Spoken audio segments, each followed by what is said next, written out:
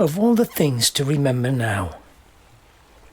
Not the walks we had on the beach, the sand castles we built with the bairns and grandbairns, not even the time in the dunes when we must have made a War Helen. Keep trying to remember those things, and I do. But the thing that won't quit elbowing its way to the front is the one story I wasn't even here for.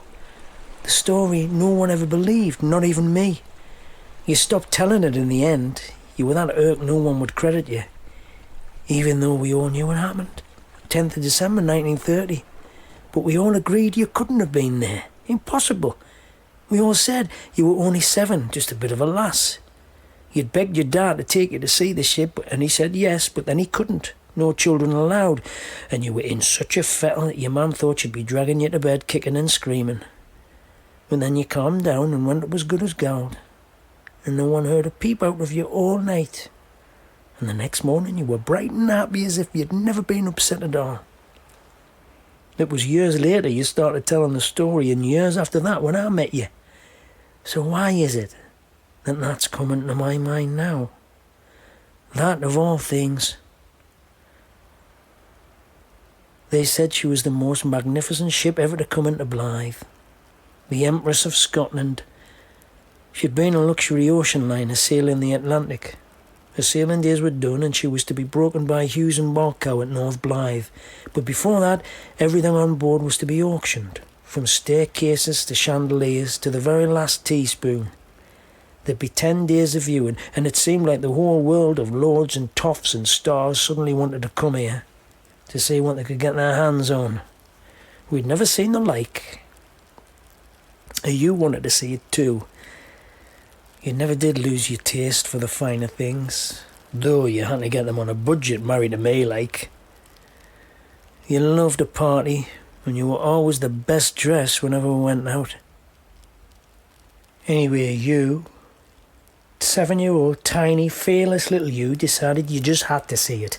So you waited till the house was quiet and you sneaked out and walked all the way from Wembley to here, in the pitch dark. It was easy to get past the guards, one of whom was your dad.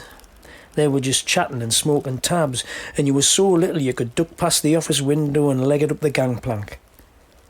You'd made your dad tell you all about the layout, so you knew to go straight to the upper decks and find one of the big suites. Everything was sparkling and fine. The wood on the chairs was polished to a shine. The curtains velvet and fringed with gold.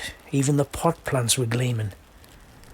You sat in silk sheets on a 4-poster bed and pretended you had servants and ordered gin and lime and cucumber sandwiches and took them to the drawing room to pretend to eat them, and you knew you were a princess and this was how you were meant to live. You'd live there forever, travelling the world and never lifting a finger. And then you smelt it, burning. You looked out of the window and right near the bottom of the ship in 3rd class a window exploded and flames were licking at the sides. You didn't panic though. Apart from anything else, you knew burning to death would be far easier to bear than what your mum and dad would do to you if they found out you'd been there. So you sneaked back down again and across the gangplank. By now there were men running all over the place, but so much smoke it was easy to hide. And you were home and safe before you'd had time to get properly scared.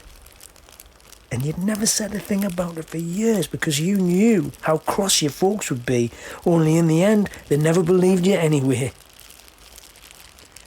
They had to scuttle the ship. Not a saucer was saved. There was no auction, and none of the toffs ever got a thing off the Empress. You liked that. You said your dreams came true and came to an end all on that one night. And you liked that at least it ended for everyone else too.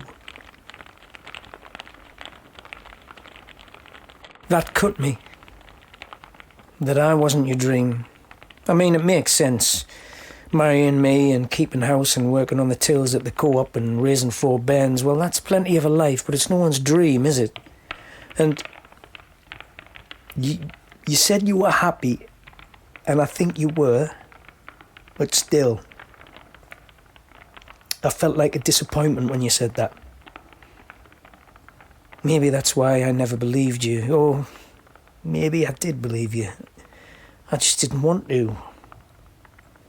I know you were brave enough and crazy enough to do something like that. And you weren't given to fibbing. Maybe that's why I'm here now. To tell you that I know it's true. And I'm sorry I never believed you. I wish I'd been there with you. I wish I'd been everywhere you ever were. I wish I was with you now. I was going to scatter you on the waves. The waves make me think of you, rolling free and full of adventure. But I've changed my mind. You go in here. I believe you. I believe your dream came true. And whenever I come here, I'll be with you, all of you. Even the bits I can never know.